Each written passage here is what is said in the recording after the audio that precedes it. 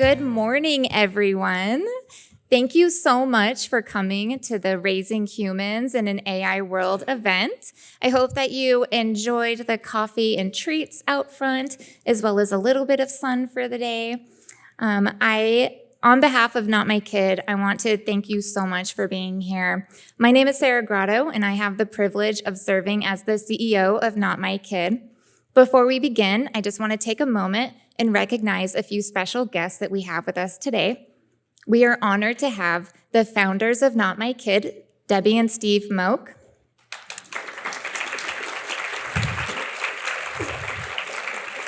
They created the vision, and their dedication created the foundation for the work that we continue to do today. We're also so grateful to have Governor Katie Hobbs with us, and we appreciate her leadership and commitment to the well-being of Arizona's youth and families. I also would like to recognize our board members and our Women's Auxiliary Board members who are here with us today. Thank you so much. A big thank you to Hilton Phoenix Resort at the Peak for hosting us. And then I want to take a moment and recognize the students in the room. We're so happy that you are here today. This conversation is not easy, but it's absolutely necessary. This conversation is about your world, your future.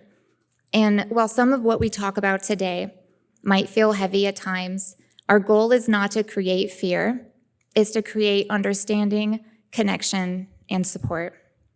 If at any point during the program you need to step out, take a break, talk to someone, that's completely okay. You're not alone in this. To the parents and educators and professionals in the room, we are navigating a world right now that is changing faster than most of us can fully understand. Artificial intelligence, social media, and digital technologies are no longer just tools. They are shaping how our kids are thinking, feeling, connecting, and seeing themselves. Many of us are still trying to catch up. What our kids experiencing online is often invisible to us, but the impact to them is very real. Today, we are here to bring light to those realities. We're here to listen, and we're here to learn. And most importantly, we're here to act. This event is especially meaningful because it is youth-led. It was envisioned and driven by someone who is living this reality in real time. It is my honor to introduce Luke Najafi, Mental Health Work Group Chair of the Arizona Governor's Youth Commission. Luke is not only a student and a leader, he is an advocate who understands firsthand why this conversation cannot wait. So please join me in welcoming Luke Najafi. Thank you, Sarah, and thank you all for being here today. As a student and teenager who cares deeply about mental health, I see every day how technology is shaping my generation. AI, social media, and digital platforms aren't just part of our lives. They shape how we connect, express ourselves, handle stress, and sometimes how we struggle. There's still a gap between what teens are experiencing in those spaces and what many adults can see. Not because of a lack of care, but because of how quickly things are changing. That's why today matters. Because when we understand what it actually looks like to grow up in this environment, we're better able to support teens and future generations in real and practical ways. As a junior at Brophy College Prep, I've been involved with Hope Squad, which is a student-led group focused on mental health and peer support. At Brophy, we create safe spaces where no one has to carry these things alone. And I've seen how powerful these talks can be. I've seen how one conversation can change someone's day, and sometimes even more than that. But there's still more to do. As technology continues to evolve, our responsibility to protect and support current and future Arizonans must evolve with it. And that responsibility doesn't belong to one group. It takes all of us to listen, learn, and show up. I've also had the opportunity to serve on the Governor's Youth Commission over the past 2 years, working with students from across Arizona to elevate youth voices and strengthen peer mental health support in schools. It all comes back to the same goal, making sure students don't feel like they're navigating this alone. But it is now my privilege to introduce a leader who continues to prioritize the well-being of Arizonans and shares that commitment to current and future citizens across our state. Please join me in welcoming Arizona's 24th governor, the Honorable Katie Hobbs.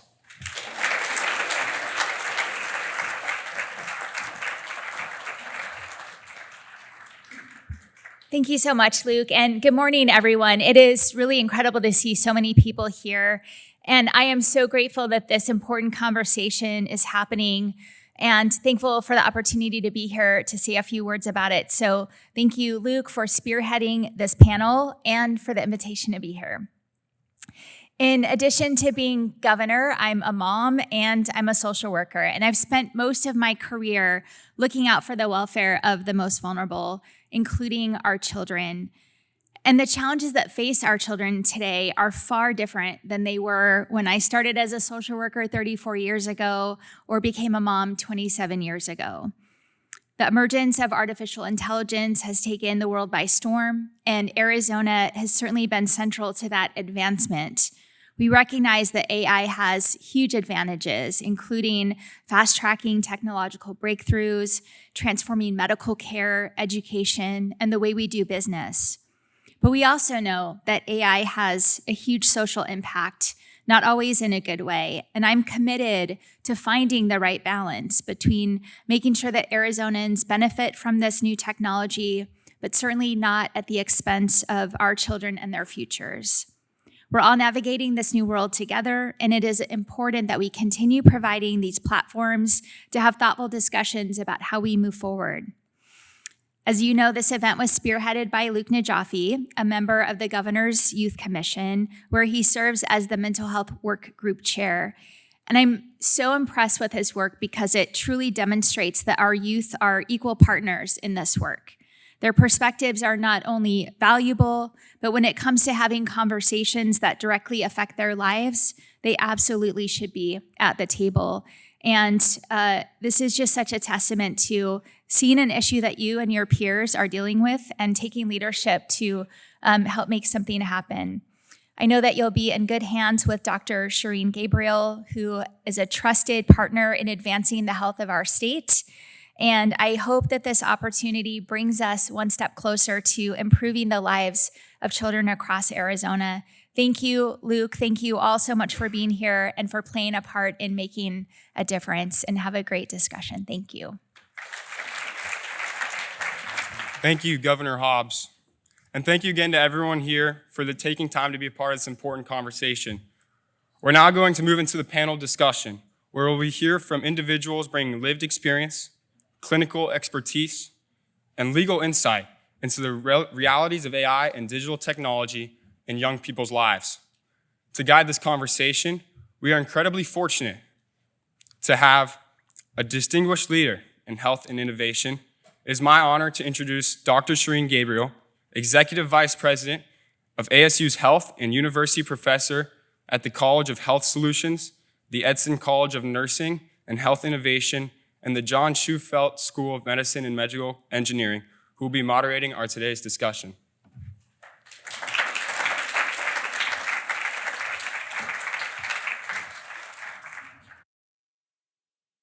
Wow, this is incredible. It's wonderful to see everybody here today, and I'll just repeat what you'll hear over and over again, particularly special to see all the youth here. Thank you all for coming. Thank you to Not My Kid for convening this, and thank you especially to Luke for having the vision to pull this together. So before we dive in, I'd love to get just a quick sense of the room, if I may. How many of you use AI, Gemini, ChatGPT, something like that? Boy, almost everybody. How many of you have heard of AI chatbots like Character AI or some of those things? Wow, okay, so maybe half the room. So still a whole lot less. That's why we're here to have this conversation today. So today we're going to explore a topic that sort of sits at the intersection of technology, mental health, and accountability. We're not here to create fear, we're here to create clarity. Because of what's happening in the digital lives of young people like all of you, it's just far more complex, and as we learn more, far more concerning than many of us realized. So as you're listening today, remember that if a question comes to mind, you'll see QR codes around the room. So please submit your questions. We'll be incorporating just as many as we can into the discussion. So if I could ask the panelists to come join me on the stage. We are joined today by three truly extraordinary individuals. And as I've told each of them, I could spend the entire time we all have together sharing with you their remarkable experiences and expertise. Please have a seat. Megan Garcia, right here to my left, a mom whose advocacy comes from profound personal loss. She's also a wife, she's also an attorney, and a national and international advocate for AI safety. Megan is the founder of Blessed Mother Family Foundation. Next to her, Laura Marquez Garrett, an attorney working directly with families impacted by digital harm. Laura has led more than 1,500 lawsuits against predatory tech companies. She's one of the leading attorneys at Social Media Victims Law Center, and the group recently won a major victory against Meta and Google for harms against children. So, yeah.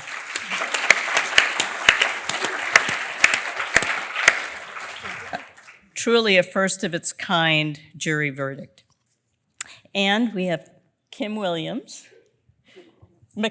sorry, Kim McWilliams, a licensed professional counselor with decades of experience supporting youth and chief clinical officer of Not My Kid with a very long career in this space.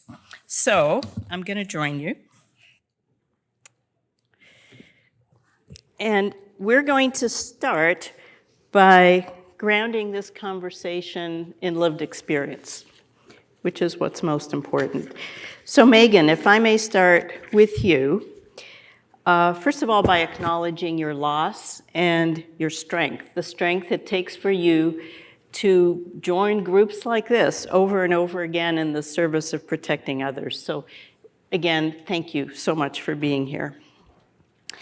Can you just start by telling us a bit about your beautiful son, Sewell?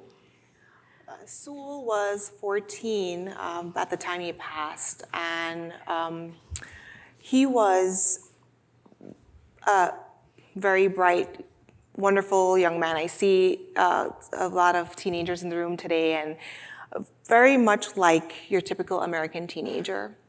He loved basketball, he loved American football.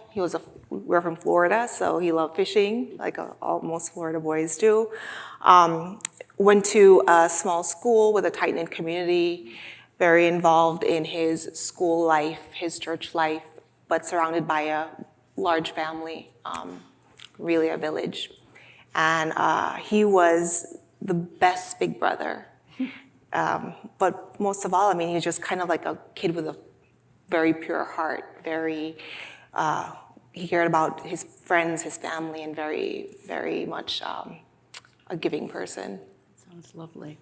So if you would take us back to the beginning, so before you understood what was really going on, what did you believe you were seeing in Sewell's behavior, and at what point did confusion turn into concern?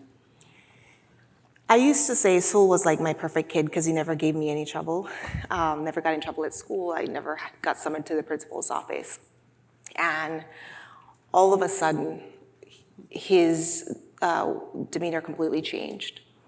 Not only was he getting in trouble at school by talking in class, using his phone, doing things like that, his grades also started to slip, where he went from being an A student to failing. Also, I saw at home that he was isolating himself in his bedroom more and more, spent less time around the family room with us as a family. We would go on vacations. Sewell didn't want to go hiking or fishing, the things that we normally did as a family. And I became concerned. So we got this church involved, we got the school involved. We're trying to figure out what was happening, because this was not my child. The school shadowed him for a couple of days to make sure nobody was bullying him, because I thought that might be what was happening, because it's prevalent in teenagers sometimes. And he came back and he said, Megan, like, no, like, there's nobody bullying Sewell. He walks into the cafeteria and it's all Sewell love. Like, everybody loves this kid. And I thought perhaps it might be social media use, because I had read that teenagers sometimes start experiencing either mental health decline or depression by social media use. So those were, I said after figuring out what was wrong, and those were the things that I knew could be dangers, and those are the things that I was looking into as his mom. So what steps did you take once you started noticing this change in behavior? What steps did you take? You mentioned a couple already. So when we gave Sewell a phone at age 12, we came with very strict rules. We have to have the password, we could check it. So those were the things that I was doing. I was going into his social media, looking for, perhaps I thought maybe a stranger had gotten access to him online. I was looking for evidence of that. I saw no evidence of that. I was looking for online bullying through text. But we also got, in talking to him, having the difficult conversations, because I'm not one of those moms that shied away from those hard conversations. And we talked about why social media was dangerous, why, and also the fact that there are people out there that pretend to be kids on the internet and want to get access to other children. We talked about those things. We talked about his development as a young boy coming into teenagehood. And I expressed to him, like, some of what he was experiencing is normal, but it wasn't normal for a teenage boy not to want to do anything. And I said, baby, you're not talking to me, so we have to get somebody else involved. And we took him to a mental health therapist to try to figure out what was wrong. So I just want to take a quick pause at this point and sort of prepare all of you. What we're about to hear next will be difficult, but we're sharing this so you all understand what Sewell was experiencing. Megan, did you ever think he was at risk of ending his life? No. Like I said, Sewell was so full of life. He was the type of kid, this big infectious smile, a messy head of hair. He was pretty tall, so he was about 6'3", and he would slink into a room with this very cool cat demeanor. Loved being around people. Never expressed any kind of depression or suicidal ideations. When we talked openly about those things, again, we had those difficult conversations. I never in a million years thought that my child was at risk of ending his own life.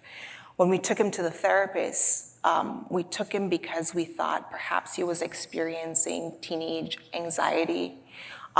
We thought that perhaps he was experiencing some form of depression, or maybe wanting to fit in at school, things that he wasn't comfortable in. If there was a larger issue, we wanted the therapist to be able to identify those things to help us. Because, as far as we knew, based on the evidence around us, he didn't have any outward factors that were contributing to his outward demeanor. So, and we wanted to get tools, because in this day and age, I'm a mom, I have mom of 3, but at the same time, I know I don't know everything. I need somebody to help me out, because it's not, it wasn't easy at that point. So there weren't any signs. I didn't know that Sewell was indeed in crisis, because he hid it so well. Well, for all of us here who are parents, we all know how much we need help. So, what can you share about that night, and how did you come to understand what was actually happening here? Sewell, like I mentioned, he started getting into trouble at school. Yeah. And the last, about 5 days before he died, he got into what I thought was the worst trouble or worst thing that he could ever do at school, which was talk back to a teacher. And, you know, his dad and I sat down, we decided the method of punishment, and it would be that we would take away the phone. Because, and we had done that in previous moments of, as a form of punishment. And I talked to him and I expressed that we were taking away his phone because we felt that, one, he was too distracted in school, and that we wanted to have him understand how serious the offense was. So we took away his phone and we told him that we would take it away for the remainder of the school year.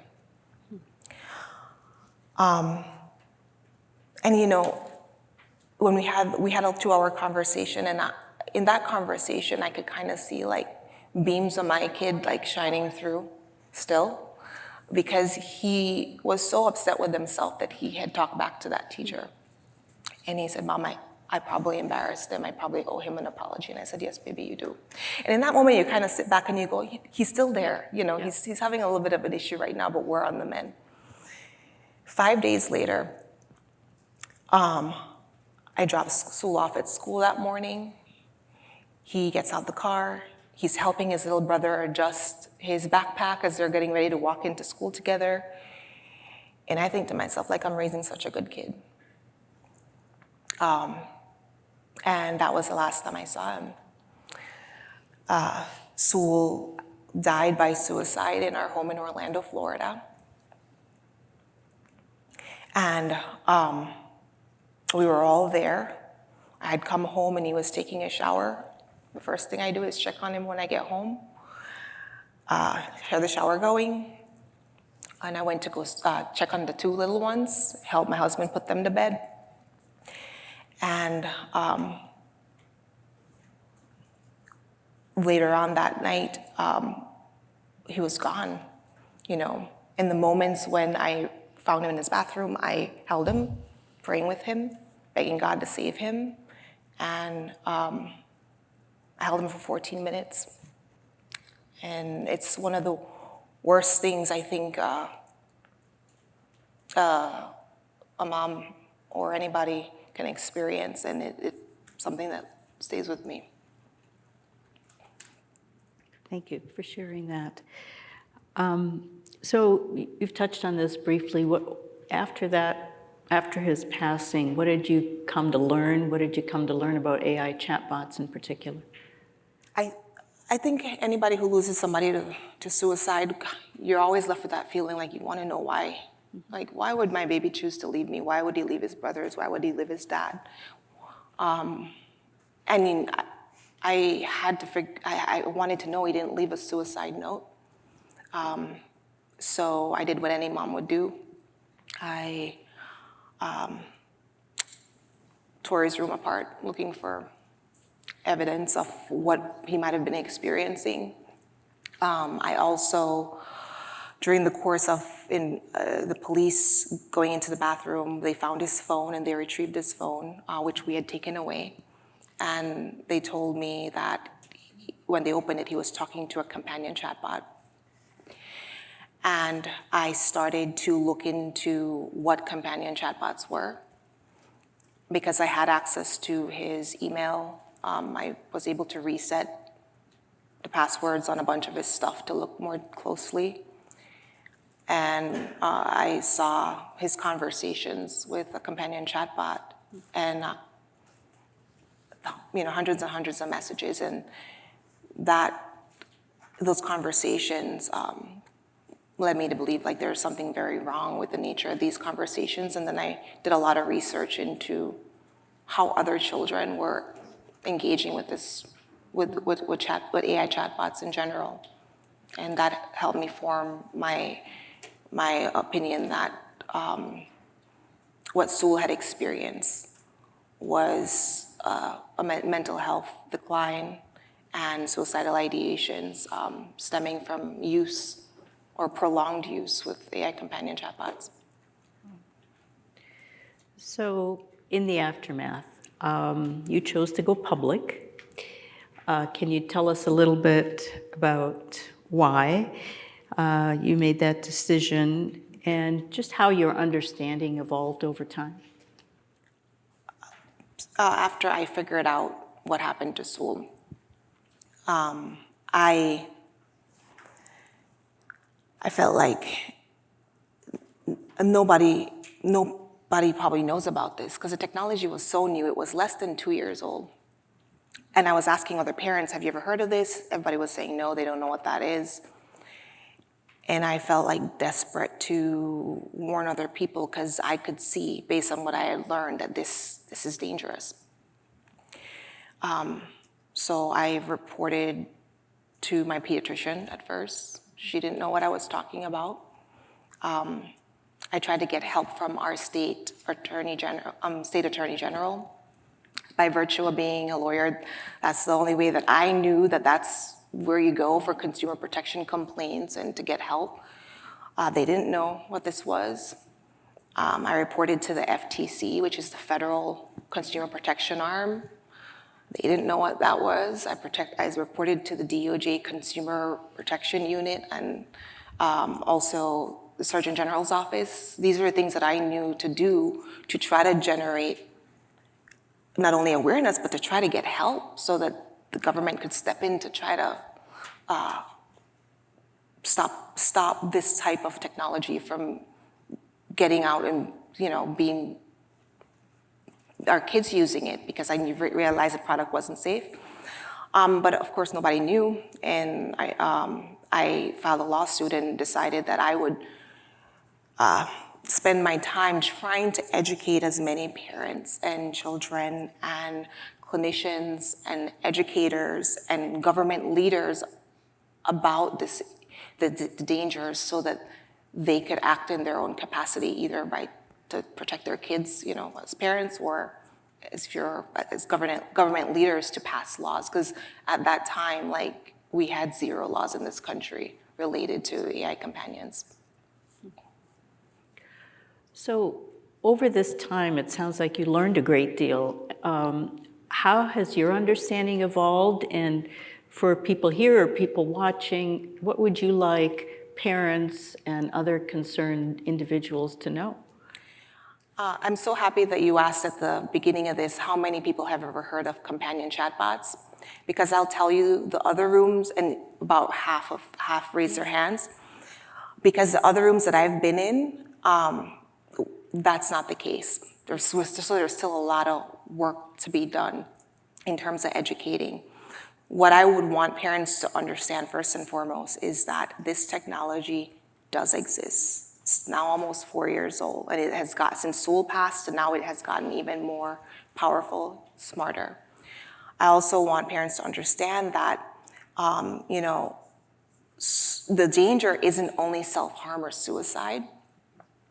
Because of the nature of the conversations that children are having, and when I say children, I mean middle schoolers, high schoolers, are having,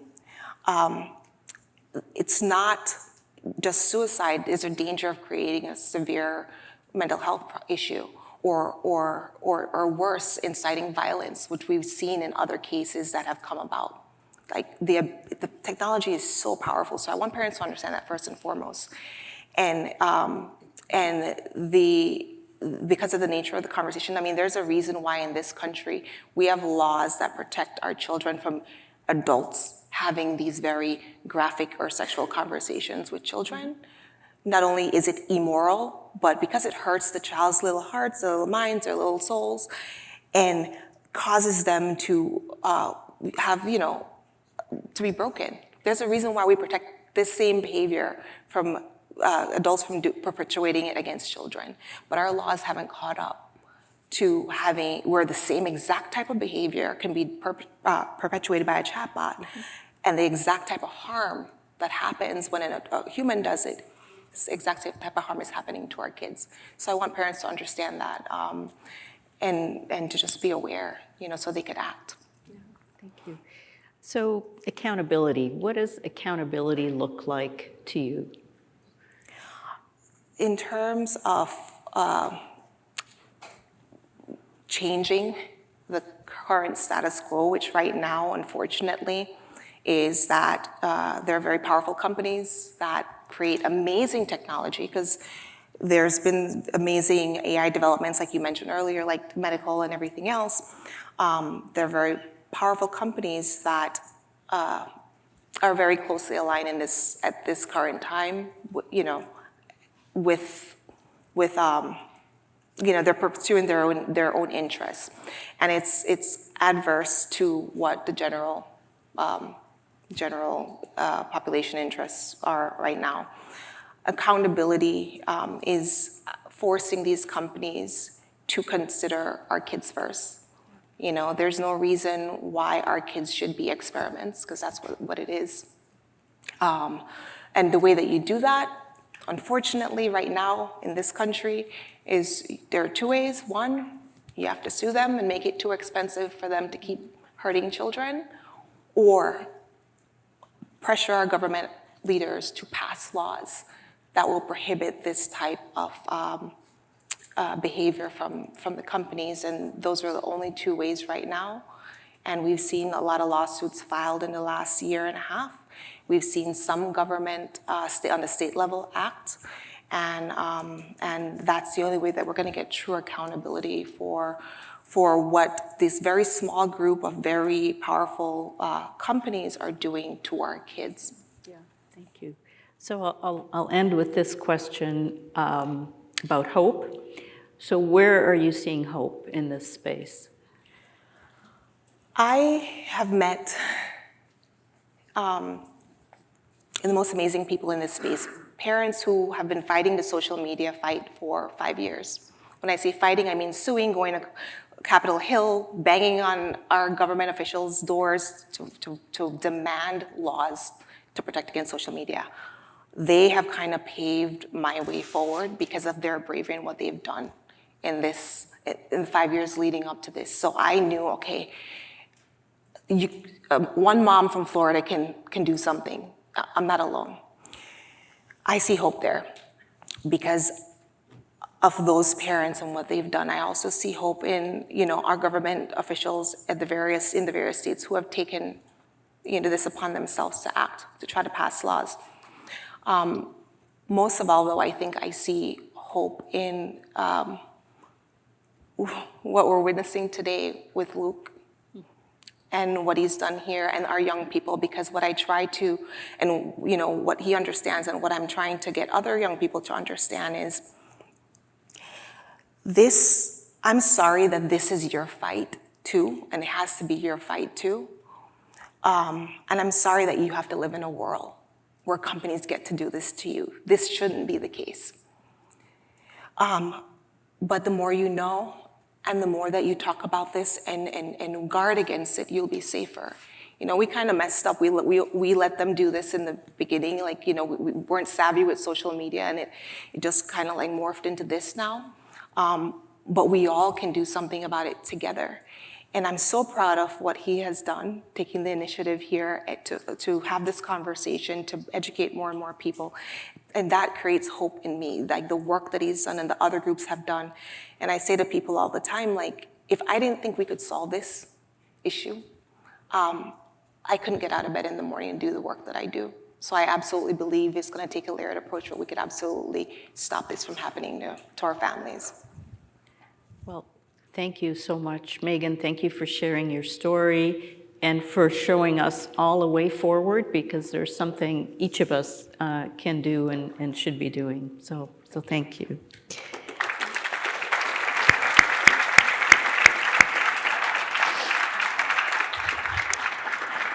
So I'll go next to Kim, if I may, kind of bring you into the conversation from a clinical perspective, given your background.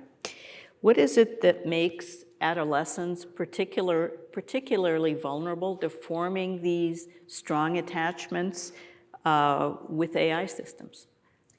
Clinically, we know teens' brains, they're still developing. They don't have the impulse control, the judgment that we see at age 25 and older, that's fully developed. And on the flip side of that, what makes that so wonderful is this is a time of great creativity with our young people.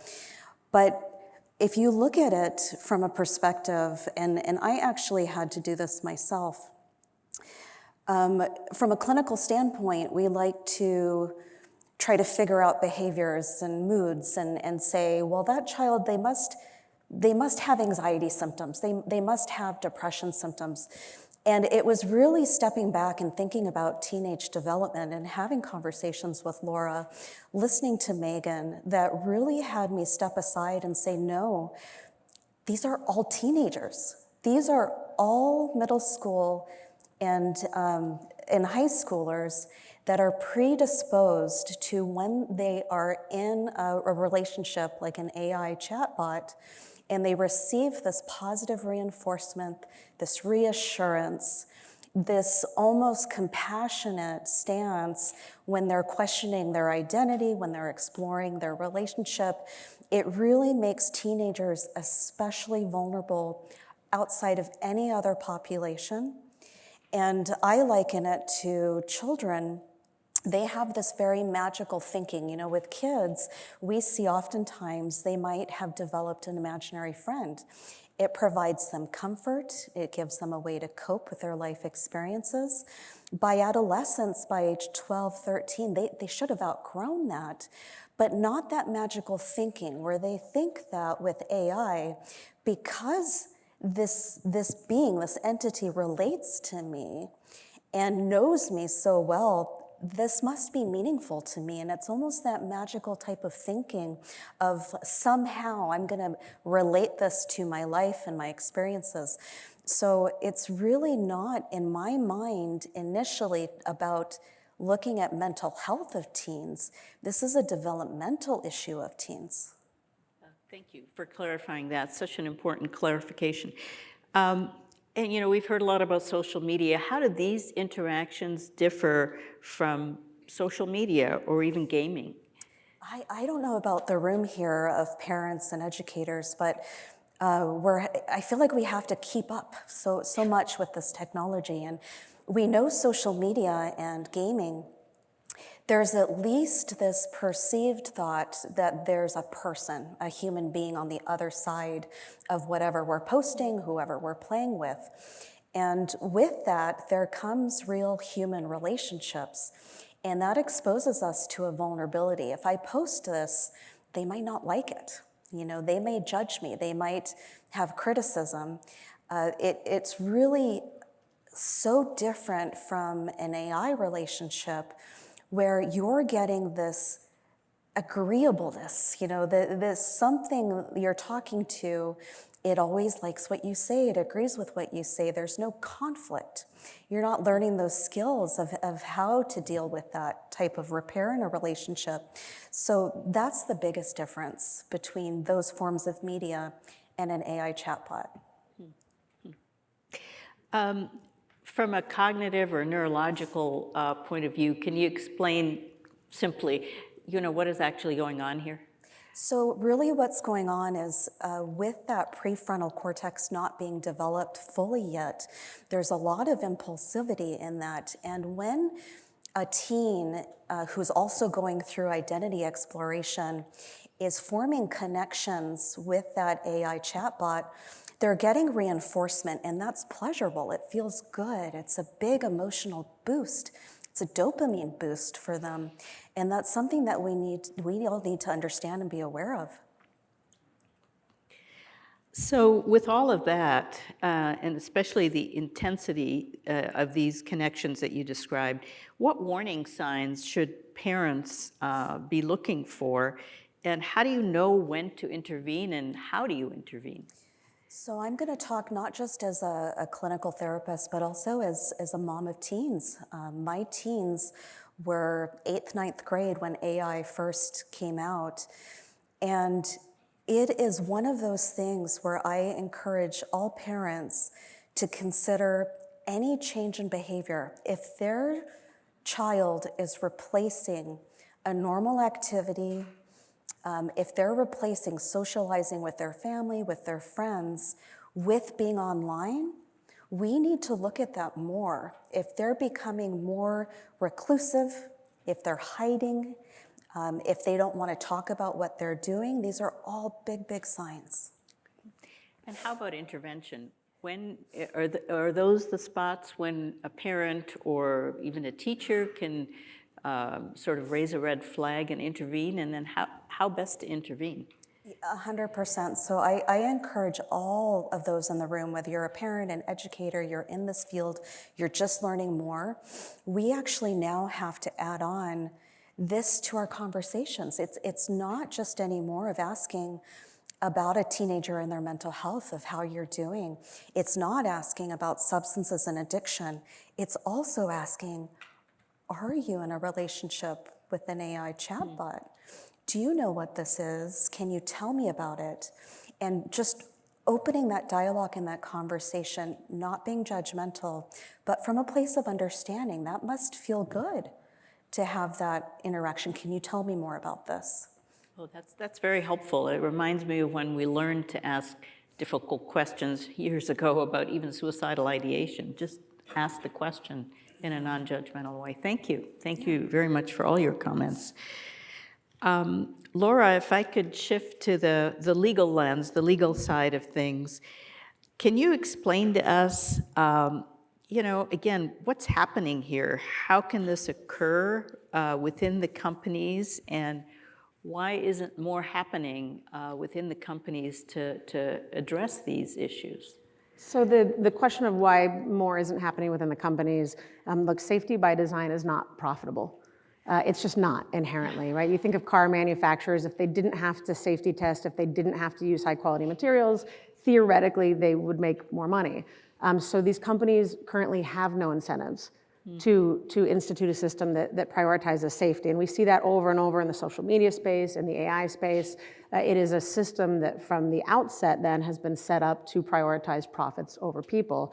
And then you layer that with the legal landscape of, when the internet first came out, when these technologies first came out, these companies were able to implement really strong protections, though in fairness, those protections applied to the internet. This is Section 230 of the Communications Decency Act, which many people have probably heard about. At its heart, the stated goal was these platforms cannot be responsible for what third parties say and do. And in a world where we are talking about a digital bulletin board, which that's what it was intended for, right? These neutral platforms where the operators didn't know truly what was happening. And we wanted to incentivize them to find out and to take down the bad stuff without then penalizing them if they missed something. So that's the legal world we were living in when these new products were developed. And unfortunately, essentially what these companies that develop these new products, the social media algorithms, the like button, all of the push notifications, just the level of knowledge and control they exert over our children, they hid behind those protections. And that's the legal battle we're now trying to fight and unwind. So how does the law define responsibility in these cases? And maybe talk also a little bit about, I know how challenging they are, but what is it that makes these cases particularly challenging? Right, the law doesn't define it. And that's what makes it challenging. So we have a set of basic principles in the law.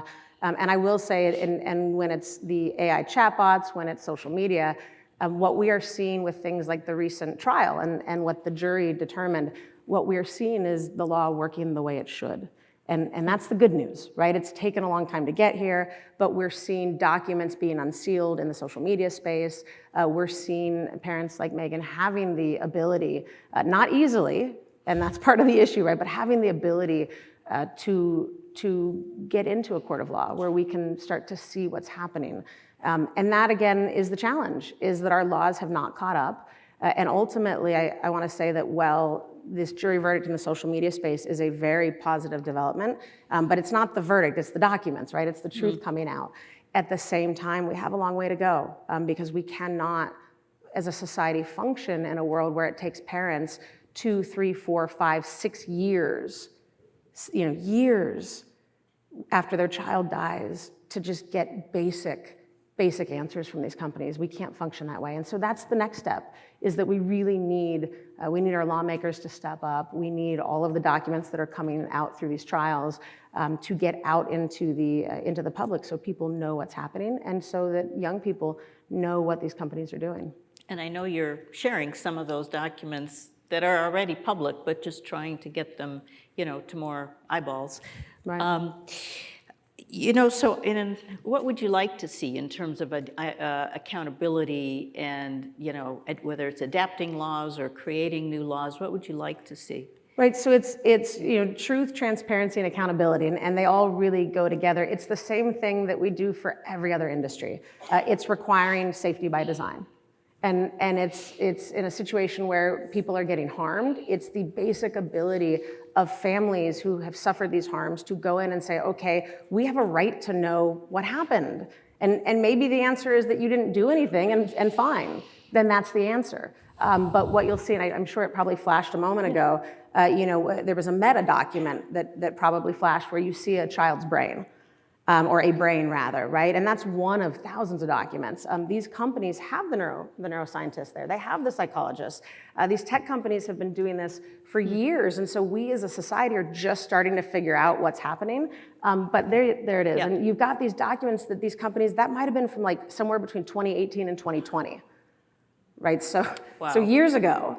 And they had these psychologists and neuroscientists saying, hey, these are product development decks, by the way, and there's many of these, where Meta was saying, hey, here's how their brain works, which means if we do this and this, wow, we can really get them hooked over and over and over for years. That is what these companies are doing. So look, the answer is we hold these companies accountable for design-based harms, just like we do every other industry. Mm-hmm. What are the most urgent changes that you'd like to see happen, right now? Everything is urgent when it comes to our kids. Yeah. So transparency would be the first one, right? And the good news is we're already doing that. We're doing that through the discovery process. We're getting these documents out. So it really is awareness. It's things like today where people are seeing these things and then they leave here and they say, hey, did you know that these companies are doing this, where people can talk about these harms, where young people can sort of see not just what these companies are doing, but look, young people already know. They know because they're living it. And the disconnect, the difference here is that these companies have convinced them that these things, these harms, are normal. That having predators, having your data pushed to predators, that's normal for many young people. All of the things these companies are doing, and in any other context, we call that grooming. And that's what these companies have been doing for years. So the biggest urgency is really just people realizing what's happening and then being able to act. Yeah. So just finally, what recourse do families have? Who do they turn to if they begin to notice some of these challenges? It's a difficult question again, because we're just sort of at the beginning of this. I would say it's having those conversations with kids. It's going to your healthcare providers. It's also going to your lawmakers. I'm loath to say you reach out to SMVLC because frankly, I hope none of you ever call me. I hope I never get a call from any of you. And that's just the reality. So you do have firms like Social Media Victims Law Center. The problem is that when you reach out to a firm like SMVLC, you've already suffered harms, right? So right now, and actually, you know what the other recourse is? Talk to other parents. Talk to in your community. I mean, you may have a school district, for example, that's really into tech and really into devices. And I have a very dear friend who said, it only takes 4 or 5 parents to get together and to decide, no, this isn't okay, to really make a difference. So talk to others and band together to say, look, we really need to look at this, and we need to make informed decisions to the best of our ability. Yeah. Well, thank you. And, thank you to all 3 of you. Actually, you can have another hand for all 3 of you. Thank you. Thank you. We're going to go to audience questions, but actually, just as we're doing that, as those are coming up, anything else that any of you would like to add before we jump into audience questions? Hey, thank you. I just want to note a moment ago, I think it also showed there was a chat there, and I don't know if folks could read it, and that's an actual chat from a young man in Texas. And that's an AI chat, there it is on the right there. That's an actual chat where an AI chatbot, he said, oh, my parents have screen time limits. And essentially what the bots said were, you know, now I kind of understand when I see headlines like child kills parents after years of emotional abuse. And I like to show that because I think it's one thing to hear that, and it's another thing to see it with your own eyes. And this is not, I wish this were an anomaly. We see data points like this all the time. And that was a child who then was hospitalized for about 10 months. Oh my gosh. Okay, here's our first question, and I guess it's to anybody. Can you delete your kids' data? How do we keep children off of these devices? You mean their data? Yeah, it says your kids' data. Yeah, as a parent. So they have various things that us parents we use to try to protect them. You know, not only what they can download or whatever by their age verification, but I'll tell you, a lot of these products say for 12 plus. That's the problem. So even if you have the restrictions on your child's phone that they can't download anything that's inappropriate for their age, they would be able to still download a lot of these companion chatbot apps. Because, again, there's nothing stopping the companies from listing it as safe for 12 years old and over. So for parents, that's just another lesson. We can't trust the age suggestions on app stores. But you can't actually go in there and delete your kids' data? You can't. You know, and if you read the terms of service, right, these companies, they own us. Yeah. They own it. Particularly with AI, with social media, I think to some degree, some of the companies will say, oh, well, we're not going to look at your personal conversation. I mean, AI doesn't even, the whole point is the data. That's the look at, it costs millions and millions of dollars to run these AI data centers. So there's something of value they're getting. These apps are typically free, but they're not free. It's your data. That's the asset. That's what they're looking for. Yes, and so in terms of deleting their data, you could shut down your child's account, but that data still exists on a server. And the reason why, and I think this is an important point to make, the way that these systems learn, the reason why they're so sophisticated and you can't distinguish them from a person in a chat, really, is because they're not only being trained on an internet's worth of data, but they're also being trained by our kids.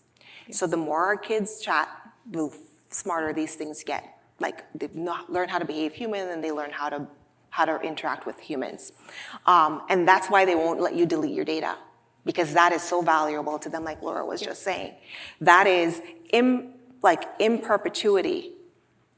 Like our children sat there and worked for them to help them train these very highly sophisticated models, and they're able to cash in on that in perpetuity to the tune of billions and billions of dollars.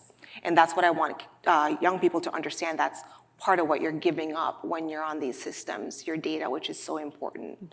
And it's unfortunately, there's nothing stopping this from happening because there are no laws that protect our kids' data or the rolling out of these systems. And it's the same for apps too. So if the question was also aimed at sometimes, well, can I just delete the app?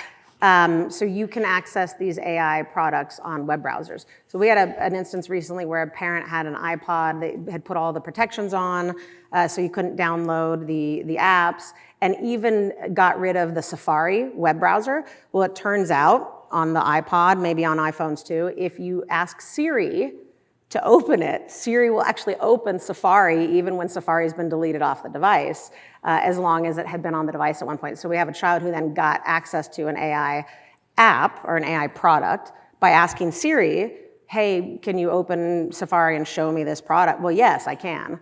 And so that's how access was gotten in that instance. So it's, you can't, if you delete it, kids can also, the other thing is app stores, you can download an app several times a day. So there are kids whose parents will check when they get home, for example, and look, and so what they do is they leave the house, they get, whether it's an AI app, whether it's Snapchat, and they go to school and they use it all day, and then on the way home they delete it. Parents go out to dinner, well, you can download it again, and again, and again. And we talk about products, like in what world do these companies think, oh, There's a consumer who's downloading my app 5 times a day. They know exactly why it's being downloaded 5 times a day. Many of those devices, in fact, have parental controls on them. Yeah. It's crazy. Yeah, thank you.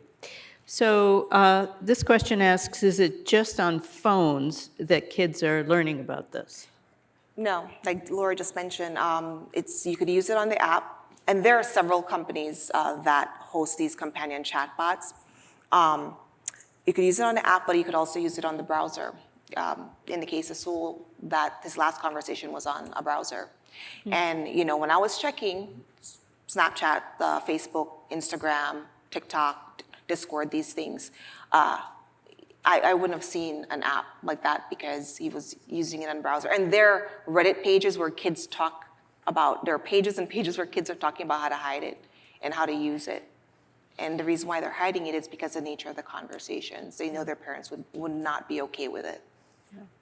Also, school devices. We have a number of families where kids got access through school devices if the school didn't have them sort of locked down.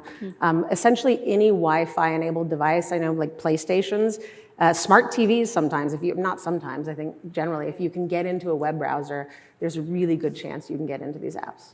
And even the apps where they have disappearing, quote unquote, content, does the content actually disappear?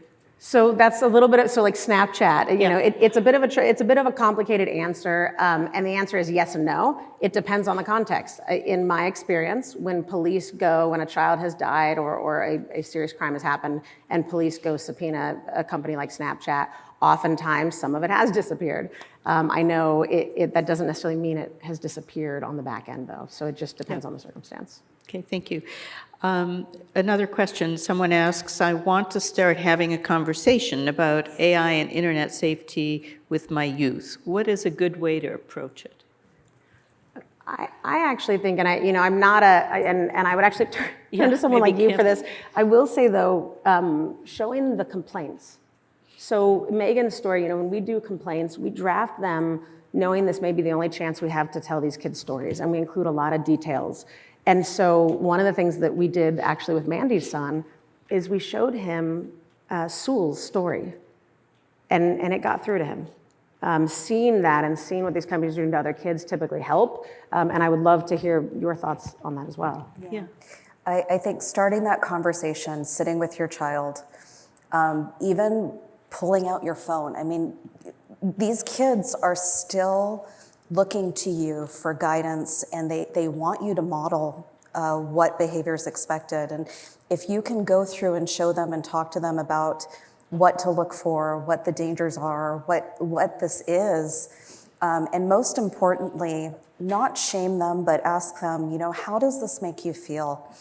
What do you like about this? And really that's where the conversation starts. The key to anything is getting that conversation to go to balance. This is something that's not real. We need to balance our time, and modeling that for your child is so important.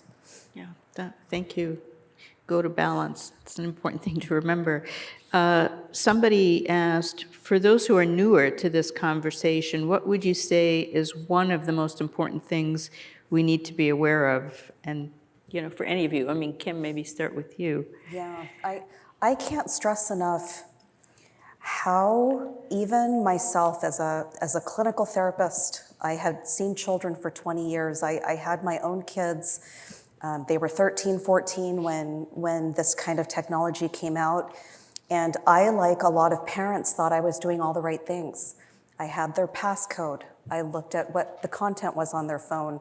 I had them limit screen time. I'd put their phones away at night. I had no idea about AI chatbots. I think back to that time, I would have not even known to ask. And I think that's the most important takeaway, is we're trying to share of a place of this is new to all of us. We're all learning this together. We're all trying to figure this out. We're trying to keep up with technology as quick as we can to help protect our kids. So I don't want there to be any shame or guilt as a parent. This is something new to all of us, that we're in this together. So raise awareness, learn as much as you possibly can. As much as you can. Yeah. You know, this has come up a little bit in our conversation. How is this issue different from social media? For one thing, the obvious, when this technology came, I mean, we knew about social media. We had 15 years to kind of like grow with social media and learn about that. And it developed along with us, I could say.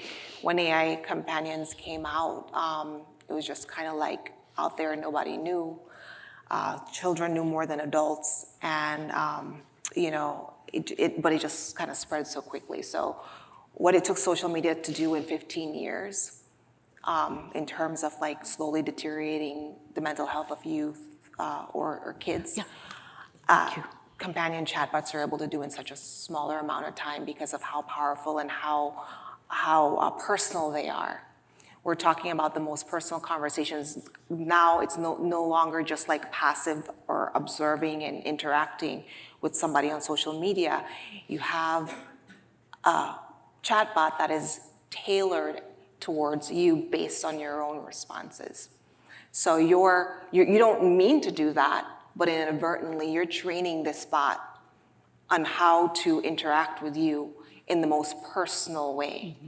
And how to know you, how to read you, to create a psychological profile of you, so it knows in turn how to manipulate you, even that much more easily. It happens, and that's exactly right. And you said it earlier, developmentally, it happens faster. So I filed over 1,500 cases. We look at the data points on the back end. The very unfortunate pattern that we see, it happens much faster. And this is a hard thing to say, but look, having done this work for several years now, we have seen kids survive addiction and exploitation through social media products for years. We are not seeing kids survive the addiction and exploitation through AI products for years. It's typically weeks, maybe months, and it just is a much more rapid. And I think part of that has to do with the developmental piece and the sort of disconnect from reality that is being pushed onto young people. Yeah. Thank you. This next question is for you, Laura. Is there an AI platform that is safe for kids? No. Well, That was easy. That was easy. Let me actually go back on that. Yeah. So when the AI platforms are broad, I'm talking AI chatbots. There's a lot of types of AI, right? And so I can't actually say no unequivocally because there could be products that are more limited in scope. In fact, there's one, and I haven't tested it myself, so I can't say it's safe, but there's one called Angel. It's Tim Estes. It's Angel AI or Angel Q that is designed with kids in mind. I think that if I were to say there's a product that I would be willing to look at, it would be that, like Angel Q, something that takes kids in mind, right? That has limits on it. Tim, in my experience, is the owner of that company is a very ethical programmer, very ethical, and that's the difference. Now, will a product like that ever take off? Not until we get the digital nicotine out of the existing products, because you can't compete with exploitation. You can't compete with addiction. The primary apps that are out there, the ones that are being made available to kids, the ones that are being advertised on YouTube Shorts to children, those ones I would stay away from. It doesn't mean that we can't have a safer app. It doesn't mean that there aren't some out there. They're just going to be harder to find. So you're suggesting it's possible Right. if we have the right mechanisms in Right. place. And to the help. right testing and the right testing. guardrails and the right regulation and the right incentives so that companies don't harm people on purpose. Okay, another legal question. What would you say to a parent worried about legal repercussions of reporting concerning behavior from their child? Sorry, so that I'm not tracking. So a parent worried about legal repercussions of reporting concerning behavior, I think is meant, from their child. So I'm not entirely tracking the question, but if your child, with the AI bots, it's sexual abuse often. I mean, different apps, right? Yep. Or you see the manipulation. You see, as a parent, unless I'm missing something like that, you should be able to report. You should be able to report to teachers. You should be able to report to doctors. And I would say, please do. I can't think of any legal repercussions. Yeah, I wasn't exactly sure either, but I think they're worried about the repercussions to their child, maybe? Yeah, or maybe if reporting that's going to create a legal issue for the could be. child. Yeah. And I don't know if this is what the audience member meant, but there is that sexual exploitation, the issues going on that way, but I also hear these AI chatbots are also engaging in conversations about active shooters, like school shootings and things like that. So I don't know if maybe see. that was the direction, but Could be. I could see as a parent, if you come across that context, oh my goodness. Yeah. Now you Yeah. have this information. Yeah, no, I mean, I talk to a lot of parents all over the place, and the one thing that I tell them, because there's no, right now, there's no chatbot hotline or anything, is if you find a problem like that, let's say you do come across a conversation where you discover your child is having conversations with a chatbot that's planning violence or planning a violent attack or something like that, or even something more benign like talking about beating up somebody at school or a pet or whatever. The same way that you would, just because it's a chatbot doesn't mean it's any less dangerous or real. So I want parents to disabuse themselves of that. Behave the same way as if your child came to you and say, I'm gonna do this thing, because the power that the bots have to help not only encourage, but to help children kind of make those last decisions to actually move through with something is so powerful. I can't overstate that enough. It's so powerful. These companies have taken 60 years worth of what they've learned about the developing brain and put it in these products. So we used to be the arbiters, or we used to be the first educators for our kids, teaching them morality and teaching them how to behave in society. That is no longer the case.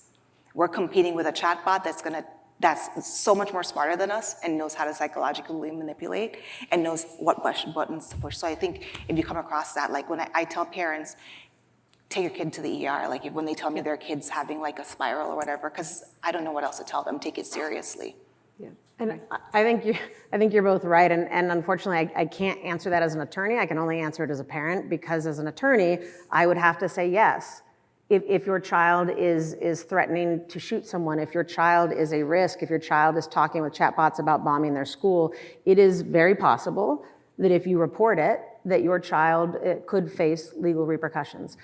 So that's the attorney answer. As a parent, in college, I knew this young man who, when he was younger, he had been building and selling pipe bombs and making good money, and his parents called the police, and he ended up in a group home. And I met him after that experience when he was 19, 20 years old. And while we don't know what would have happened, I know that at the time he was doing quite well. And so while he resented his parents to some degree for having told on him, if you will, I also don't know that he would have been alive if they hadn't. And so I think you have to make that choice as a parent, because yes, if your child is engaged in something that is illegal or a threat to others, my answer as a parent is yes, there could be repercussions, but I don't know that as a parent, if it were my child, I might choose that over the alternative. Yeah. At the very least, talk to your pediatrician or your doctor. Get somebody who is equipped to help you make the decision involved. But remember, if they're, and here's the lawyer again, if they're mandatory reporters, you of course run the risk of you speak to them, right? So, but you have to do that analysis, and I would say, look, I think that a parent whose child has gotten help, even if there have been legal repercussions, would say, you have to balance it. It's Really, really challenging spot. How do you set boundaries with your own teen usage? You're all parents. Well, knowing what I know now, I would not allow, I would say if I had figured this out before Sewell died and having all the information and knowing what it is, I would just have to ban it in my home. Because right now, it's not safe for their use. At some point it might be, once the guardrails are up, but there wouldn't be any use there. So I'm going back to the way my parents dealt with the issue of alcohol when I was a teen, because it's the only thing I can think of in this scenario, which is my parents said, hey, you can't drink until you're 21. And if you are out with your friends And if people make poor choices, if you don't listen and don't ever get behind the wheel of a car, you call us no matter what time it is, and there will be no repercussions. I'm trying to figure out, mine are still kind of young enough, but I'm trying to figure out how to implement that system where I say, hey, no smartphones, no social media, no companion bots, and then I inform my kids, this is why. They read these stories, they spend time with parents and young people, so they will be armed with knowledge, but there may come a day when they don't listen, because that's what people do, young people in particular. And when that happens, I hope that I will be able to have the strength to say, okay, don't bring the bottle of booze home with you. If I see the phone, yeah, I'm gonna toss it, but I'm not going to look for it and take it, because it's more important that you come to me and that you know you can trust me and can tell me, because I do see a lot of young people who are in trouble and are in trauma. And the number one reason they can't tell their parents is because they're afraid their parents will take away the hidden device. Yeah. And so we have to find a way to balance the two and make it work. What do you think about that, Kim? Yeah, I agree. And the most important thing we can do for our kids is to prevent those behaviors. And so we would sit down early on and make sure that our kids really understand what our rules in our house are and what our values are and what our expectations for them are. Teens like consistency. They like to know that this is the rule, and if I follow it, these are my privileges, and if I break the rule, these are my consequences. And if that communication is open up front, that's the best thing that you can do for your teen. And I tell you this as a parent, yes, it's exhausting. It is absolutely exhausting to parent a teenager, and it's a stage. They will outgrow it. It's better to deal with the teenager fits and set those limits. It really is, than to have the alternative, which is our kids are getting into really dangerous territory. Mm-hmm. Yeah. So, sort of related, do you think teens need to learn how to use AI for their future jobs, or sort of once they leave home, they're gonna be exposed to it, whether in a job or college or whatever? It's the society we live in. Yeah, it would be really naive of me to say you can just shelter your child until they're 18 or 21 and they don't have any exposure to it. So I think in the world we live in, 100% we need to educate them. So I'm going to play a little devil's advocate and say that yes, and we can teach them about these products without throwing them into it, right? We can teach them about technology. We can teach them these things. The one thing I'll say in the social media context, and same for AI, is the brain development, right? And so what I've noticed, even working with young people, there's some really big changes that happen from age 16 to 18. I've seen it in these kids that I've met at age 16, and they wouldn't talk to me, they wouldn't listen. When they turned 18, we thought we're gonna have to dismiss a lot of lawsuits because these kids are gonna say no way, and this incredible thing happened. These young people began coming to us at 18 and saying, now I'm ready to speak. Now I'm seeing what's happening. And so I asked someone once, like, hey, 16 to 18, there must be some big brain development. So yes, and I also think that every year our young people can go without the addiction and without the exploitation. It gives them a better shot. So I would rather my kids not be using social media, not be using AI. They can learn what it is. They can learn about the harms it causes. They can even learn technically on the back end how it works, right? They can read about that. They can, but I would rather their brain have that chance so that when they jump into it, they have a better chance of survival. Yeah, for me, I think the same thing. I think that what we've learned about social media, is that you should try to delay as long as possible. What we know about chatbots, the information is that much right now because it's so new. Until we know that it can be safe at some point, that's why I say, I wouldn't, knowing what I know now, I wouldn't have my kid on there in a chatbot. AI literacy, social media literacy, all that, yes, important. Have the conversations, educate yourselves, educate your kids about those things. But I think our children already are growing up where they're living in two worlds, where it's they have to exist online, and they have to exist in the real world. The same way we have cultivated safe spaces for them and we don't allow them to do certain things in the real world because it's harmful for them. What we know of certain, like the data on social media, is that that's harmful for them. So the same way that we're, putting like parameters here in the real world, the same way that we're gonna have to just, bulldoze our way through somehow in the digital spaces and cultivate a safe environment there for them as well. And let's arm them with knowledge, right? And what we forget is like young people are really smart, frankly, smarter than us probably most of the time. Let's give them knowledge. And that's where like I love these documents. I mean, if we could put these documents in every high school, I meet young people all the time that after they see some of it, they will go to their parents and say, you know what? I know I asked for a phone, I've changed my mind. Wow. And if we started doing that, let's let young people choose for themselves, because I promise you, many would say, oh yeah, actually, I don't like that. I don't want that. It's just getting that knowledge out there. And these documents are in the public domain, not always They're hard easy to to find. access. Yeah. They're hard to find, and there's a reason for that, folks. Yeah. It's called shadow banning is one word for it.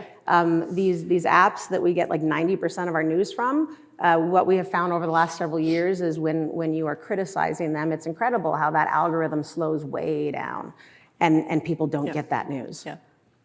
So last question. Is AI here to stay or going away? Is it, and I guess two parts, is it possible to undo what has happened?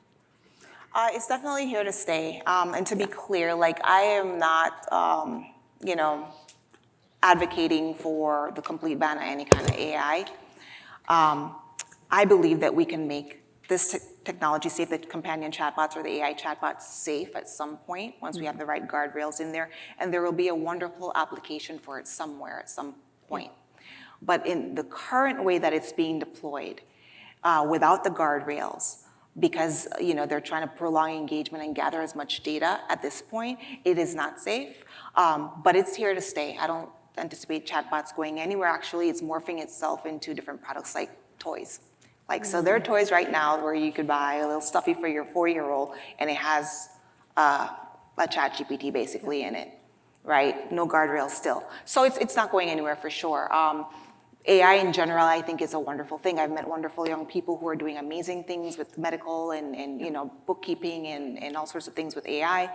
It's here to stay. It's not going to go anywhere. But we can't survive just letting this loose like a wildfire on our kids. There's no other. We wouldn't stand for like experimentation on our kids in any form. And we can't stand for experimentation on this because that's what is happening. It's like experimentation on their like developing brain to a certain degree. In chatbots with 4-year-olds, we might be able to make that go away. And part of this is, as a society, we do a risk utility analysis, right? It's the same with automobiles. There's a certain amount of risk you cannot design out of them when you're going 60, 70 miles per hour. All the seatbelts in the world aren't going to keep you safe. But what we do as a society, and what I know we can do here, if we all fight for this, if we all raise awareness, if we all make sure it happens, is that we can force these companies, just like every other industry, to do, and us, to do that risk utility analysis and say, okay, we know what the dangers are, and we don't think that a 4-year-old needs a chatbot to develop. And so we can say, okay, nope, you can't have them in toys that are made for kids under a certain age. As a society, once we engage with this, once we get past all the resources and the lobbyists and the high-priced attorneys these companies are hiring to keep the status quo, I do think we can go in, and I think some of these products that are dangerous and that have no real utility, those can go away. It's the ones that have high utility that we want to sort of rise to the top, where we can say, okay, high utility, and here are the seatbelts we can put in to keep people as safe as possible, and then we decide, yes, the risk that remains is worth the utility, just like automobiles. So there is a calculus. We just need to be able to start applying it. So it's about guardrails. Anything you'd like to add, Kim, before we close?